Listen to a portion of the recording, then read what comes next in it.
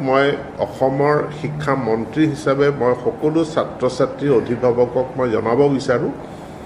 যে Krishnakanta Sandikoi state open ইউনিভাৰ্চিটিৰ জৰিয়তে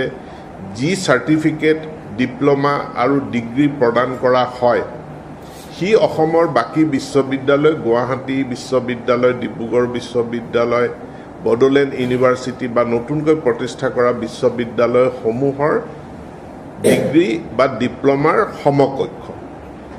যিকোনো নিযুক্তি প্ৰক্ৰিয়া হওক বা আন সা সুবিধাৰ ক্ষেত্ৰত আমি এই অপেন ইউনিভাৰ্চিটিৰ পৰা পাছ কৰা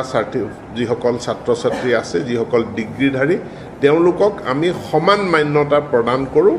এনেকুৱা কোনো কথা নাই যে অপেন ইউনিভাৰ্চিটিৰ চাৰ্টিফিকেটখন সকলো জেগাত স্বীকৃতি নাপায় বুলি কোনো ধৰণৰ কথা নাই সেইটো ৰাষ্ট্ৰজুৰি ভাৰত চৰকাৰৰ নীতি আৰু বৰ্তমান গোটেই পৃথিৱীব্যাপীয়েই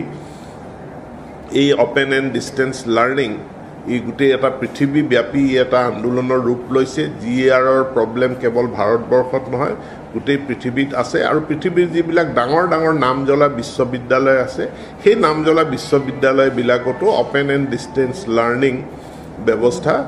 আছে আৰু তাৰ সুবিধা সকলোৱে লৈ আছে আনকি ভাৰতত থাকিও কোনোবা মানুহে ইংলেণ্ডৰ ইউৰোপৰ বিশ্ববিদ্যালয়ৰ পৰাও ডিগ্ৰী লাভ কৰিছে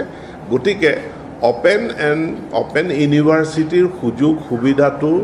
নিৰ্ভয়ে নিসংকোচে সকলো ছাত্ৰ ছাত্ৰীক ল'বৰ কাৰণে মই আহ্বান জনাইছোঁ ধন্যবাদ